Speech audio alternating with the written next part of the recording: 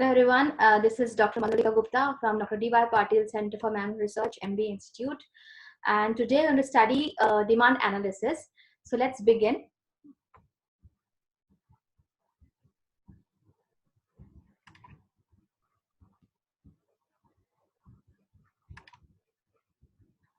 Okay, so after going through this PPT, you'll be able to understand economics and its features, right? Study what is demand and its dominance, law of demand, its assumptions and exceptions, discern with types of demand, and understand the change and variation in demand, right? So let's understand first what is economics, basic. Economics studies about human behavior. It studies humans, its relations between end and scarce means. Now what is end and scarce means? End means wants, scarce means resources. For example, if you have 100 rupees of note with you, that is your resource. And to fulfill your lot of wants, you need 100 bucks, right? So you have a lot of wants, that is ends. Like you want to use that 100 rupees for watching a movie or eating a chocolate, right? Or buying flowers or whatever. So your wants are unlimited, but your resources are scarce. You have only 100 rupees to fulfill all your alternative uses, right? So that is, it studies human behavior, a relation between wants and resources. What are the features that what we discussed right now? The wants are unlimited, right? With 100 rupees you want to fulfill a lot of things, but means are limited. You want only 100 rupees, you can fulfill any one want of yours. So there are alternative uses of means, right? Of 100 rupees there are a lot of alternative uses. So intensity of want will win. Like what is more you want, like you want to watch movie more, so you'll use that resource means 100 rupees to fulfill your want of watching a movie. So this is all describes the economics in short, an example, right? Now, why it is called a social science? Because it studies human behavior, it studies us, our behavior, right? Humans are social animals, and we like to live in groups from various organizations, satisfy our wants, which are unlimited and with limited means, right? So in order to get satisfaction, necessary to show people their abilities, right? And behavior, which is subject matter of economics. So what's the economics problem? The same we discussed, that wants are unlimited and means are limited. So that's a basic economic problem. Like human beings have a very limited time for the disposal, and they have to do a lot of things in that time. Like you have 1 hour, and in that 1 hour you have to do a lot of things, right? So what will you do? What alternative you choose among these alternate in unlimited wants is economic problem. Understand? So one may select one of these to fulfill within an hour. So everyone will choose as per their intensity of want. That's why it is called social science, because they are not true for everyone, right? Somebody with 100 rupees can buy a flower. Somebody will watch a movie, right? Somebody will buy a chocolate. So it depends upon the person how they behave as per their intensity of want, right? So economic laws, they are general statements about human behavior, right? And these statements are statement of tendencies, like law of demand, law of supply. These laws are hypothetical, and they are true only when certain conditions exist. So for every law there are assumptions in economics. They are not exact and cannot be proved in laboratories, like law of gravitation, which is true anywhere in the universe. You throw a ball up, it has to come down, right? So it's not like that, because it depends upon the human being's behavior, and humans behave differently, right? We know two humans are same, right? That's why they are hypothetical laws. So this is what about economics in short, right? Now let's understand demand. What is demand? Okay. So what is exactly a demand? The taste and preference of consumers. For example, 100 rupees, what you fulfill. If you're watching a movie, your demand was according to your taste, you're watching a movie. Somebody's taste preference would be to buy a flower. Somebody's taste preference would be to buy a chocolate. So it depends upon your taste and preference of individual consumer. Income of people, how much income you have, right? Like for a TV, there's a demand for television. It depends upon your income. You want to buy which size TV, right? So as per your income, as per your pocket, you will buy TV what you want, right? So it depends upon your income. Changes in price of related good, What are related goods? They are substitutes and complementary. Now what are substitutes? Which substitute each other, like tea and coffee. Substitute each other. So the price of related good also determines the demand. For example, if the price of coffee somewhere you find it is low, you'll go and buy that coffee instead of tea, because now you're getting coffee at a low price. So your demand would be coffee in place of tea now, because that price of that coffee is determining its demand now, right? And complementary means what? Which complement each other, like a petrol and a vehicle. So if the prices of petrol are hiking, somebody would think twice of buying a vehicle before buying, right? They would prefer public transport. They would say, okay, we'll postpone our demand because the petrol prices are hiking. So the price of substitute and complementary goods determines the demand of a particular product. Expectation of consumers regarding future prices. You have an expectation, you came to know from somewhere that the prices may go high in future, so today you hoard that particular good, you buy that good even at higher price. It happened for onion now in this time when we are quarantined. So this time also we have expectation that okay, in the future we might not get few products at low price, so we are buying it even today at higher price and keep it in your place. So that's future expectations of a consumer, so they buy goods today also. Advertisement expenditure, right? You saw an advertisement and it affects you. You saw advertisement of Fair and Lovely that it makes you fair, you go and buy it because you feel that okay, fine, you look fair with it. So advertisement affects your demand a lot. Children are the best target for the people nowadays. They portray an advertisement that children get attracted towards, and they force their parents to buy them that, right?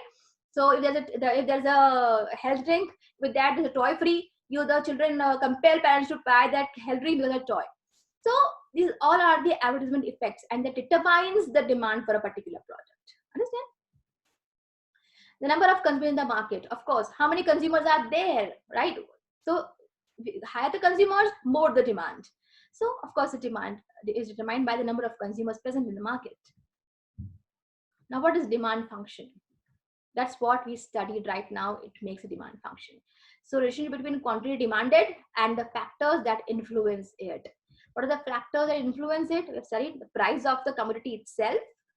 For example, if you are determining demand function of a particular commodity, for example, a particular vehicle, then price of that vehicle, income of the individual, which vehicle he'll buy depending upon his pocket, price of related commodities, petrol or substitute like another brand vehicle, taste and preference of individual consumer. If you want to brand, you prefer Honda or you prefer some particular brand, you go for that irrespective of the price, right?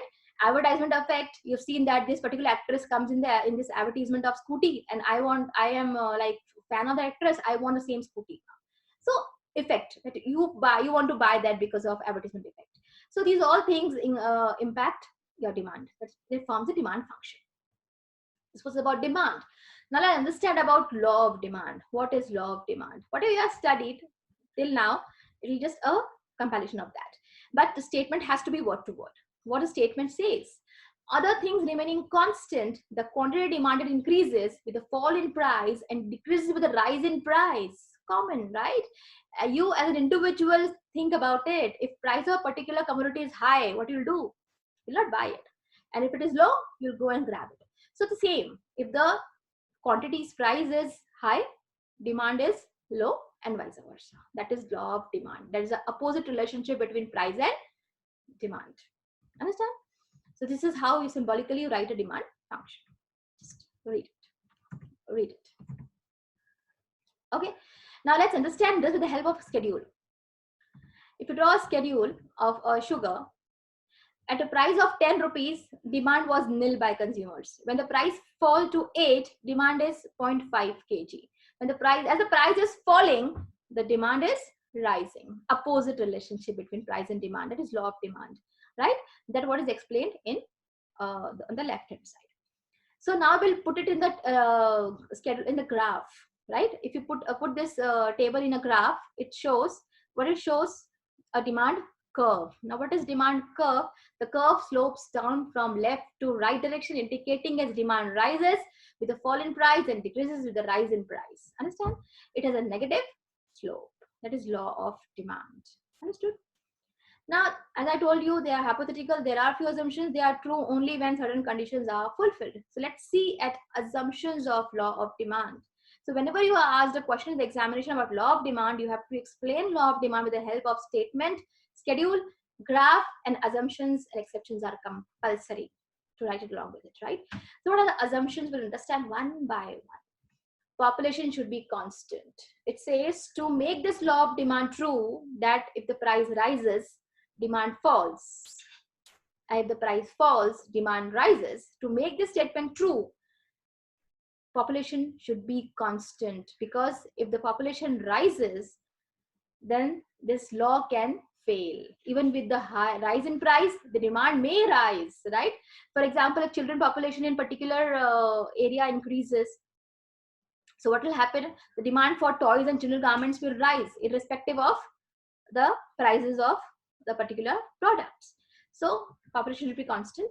Income should be constant. There should be no rise in the income. You get bonus in Diwali, right?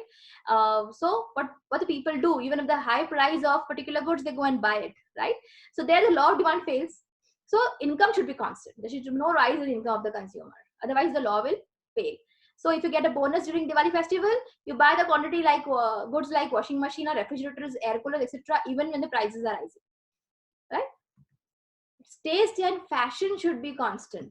If your taste and fashion changes, if you see a particular movie, and in that movie if you see a particular actress or an actor wearing a particular type of garment, a jeans, and you want to buy it even at a higher price because now it's a fashion, right? You want to look like that. So the law fails. Next is price of substitute should be constant. Now what is substitute? Tea and coffee, the best example to understand. So you know that tea's price is always less than coffee. But sometimes if somewhere somebody is selling a coffee at lower price, what will do, right? So then even at this like high price, you're going to like it becomes cheaper, then people will reduce tea. They will not drink tea even at lower price of tea. They'll go for coffee. Why? Because now coffee's price is also less. So if coffee price is decreasing, the demand for tea decreases. So the effect of decrease in price of one substitute, the demand of a substitute is affected. So if the price of coffee falls, the demand for tea falls because now people prefer coffee over tea. Understand? Complementary, same goes for complementary products. We'll see in future slides.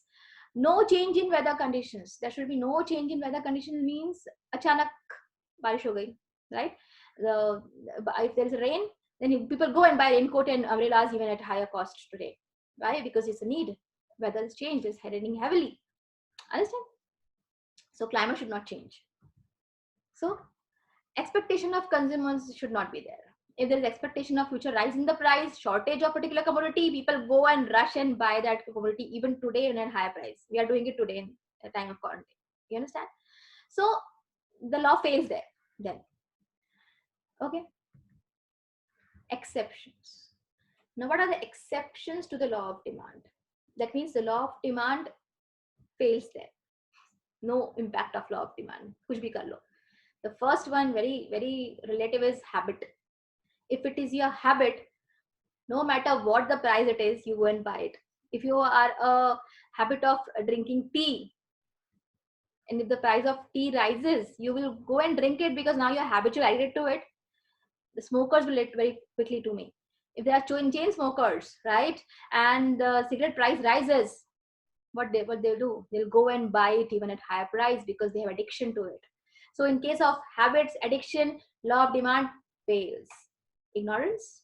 If there is ignorance like advertisement effect, you go and buy the product even at higher price, right? Because it impacts you so badly that you want it, right?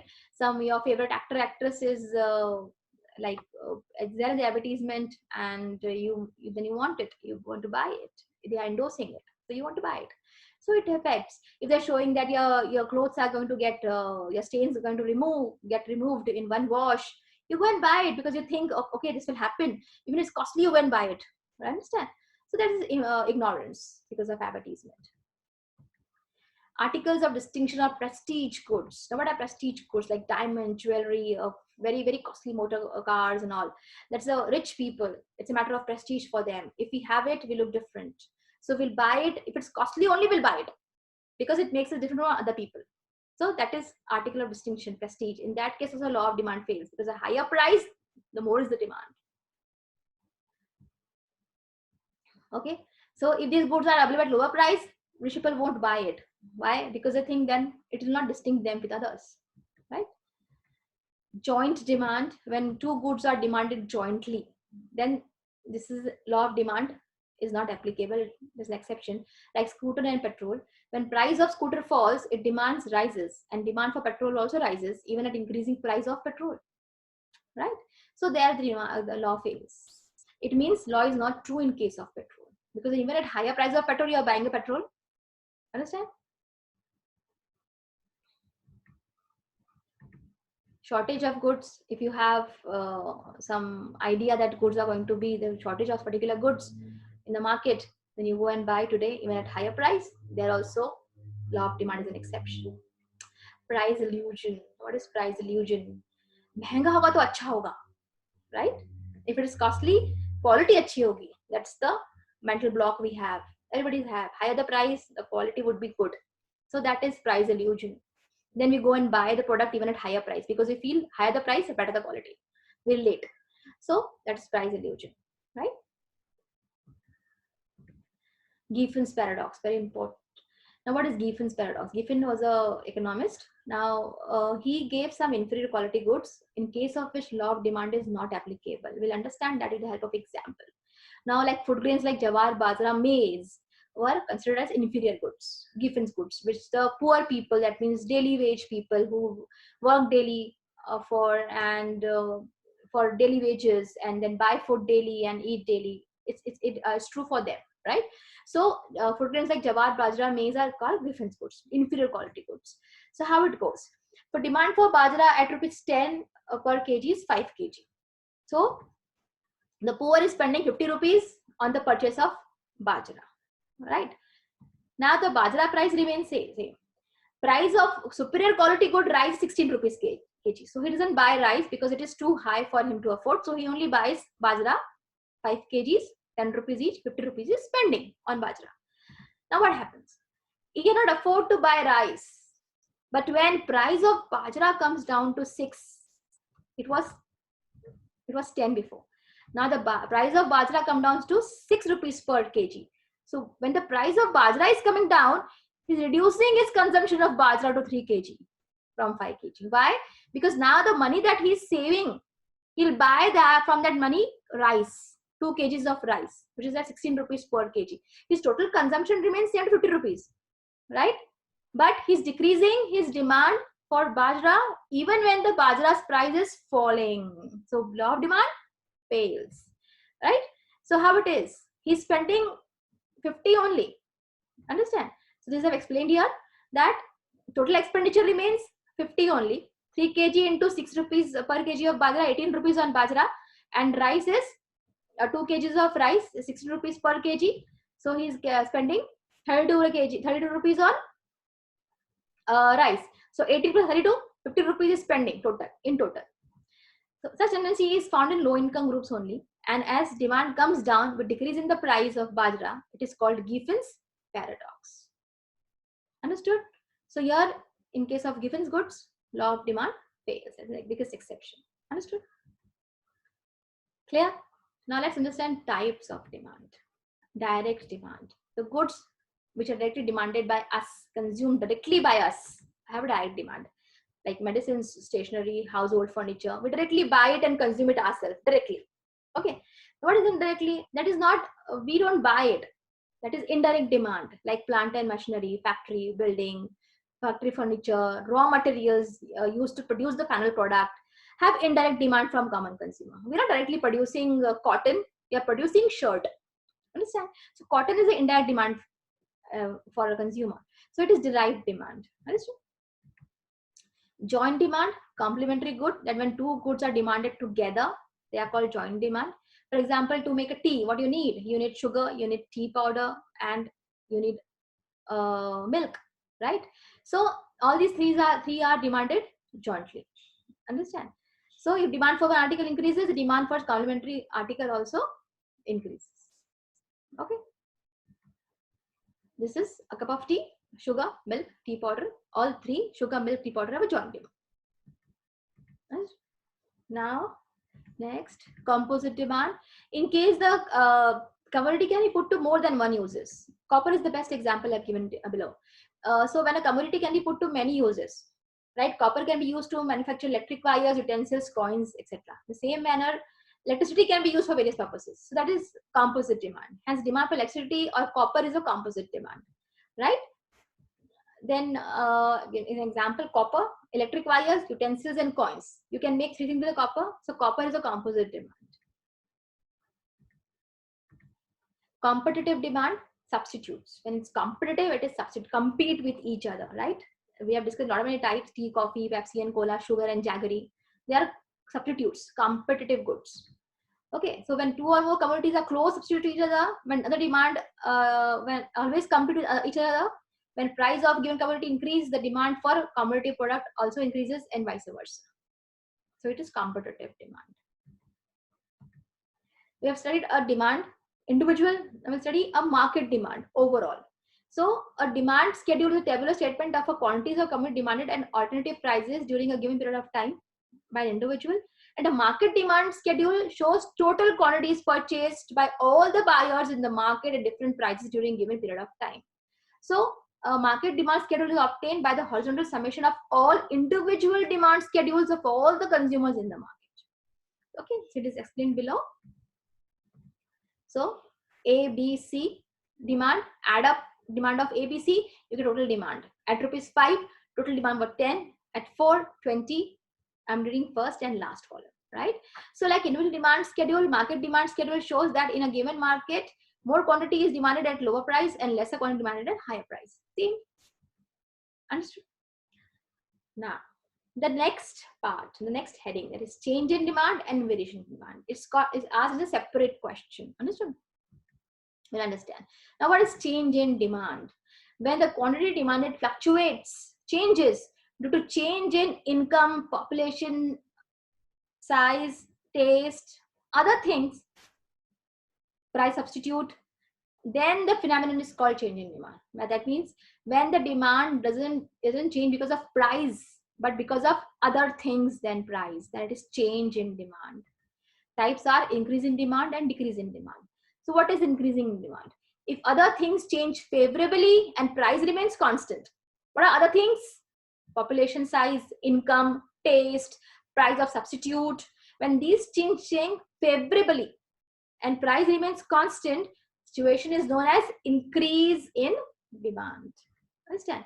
So demand may increase due to increase in the population, increase in the level of income of consumers, price of substitutes, and decrease in the price of complementary. You can relate now.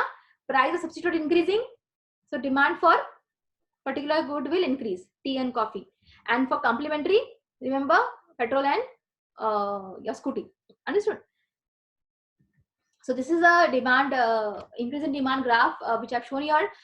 There's price in y-axis, quantity demanded on x-axis. Now price is constant at P. Okay, but demand changes from Q1 to Q2. So Q1 to Q2 demand changes. So demand curve is shift. There's an upward shift of demand curve from D to D1. So that particular arrow shows increase in demand. This particular arrow shows increase in demand. Okay. Now, I hope you've understood this. We'll move on to next. Decrease in demand. Opposite. Other things change unfavorably and price remains constant. The phenomenon is called decrease in demand. That means demand may decrease due to decrease in the population, decrease in the level of income of the consumer, decrease in the price of substitute, and increase in the price of complementary goods. Then it is decrease in demand. So price remains same again, but demand curve shifts towards the left side, downward, D to D1. D is the original demand curve and D1 is the new curve you have got because of change, unfavorable change in the price of other things, right? So there is downward shift in case of decrease. The arrow goes, see, the arrow goes on left hand side now. You have to show the arrow on left hand side. Like in increase, you have shown arrow on right hand side. The demand curve is shifting from D to D1 to upward. Now in this one it is shifting to downward. So there is a arrow from Q1 to Q2. That Q1 was quantity first. Now quantity Q2 is decreased quantity because decrease in demand, because unfavorable change in other things. Price remains constant. Understood? The next is variation. Change understood. Because of other things, price remains constant. So you can now relate variation will be because of price. Other things remaining constant. So variation goes with law of demand. Remember one, you'll remember other automatically. So remember variation goes with law of demand. So when the quantity demand fluctuates due to price, the phenomenon is called variation in demand. What are types? Expansion of demand. Expansion means what? It will rise.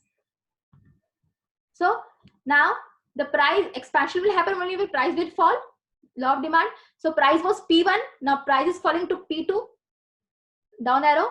So demand is rising from Q1 to Q2. That is extension of demand, expansion of demand. Okay. So this is a downward slope, A to B. Understood? Now, so what will be other? Contraction of demand. Contraction will be decrease in demand due to increase in the price alone. Other things remaining constant. So now the price is rising from P1 to P2.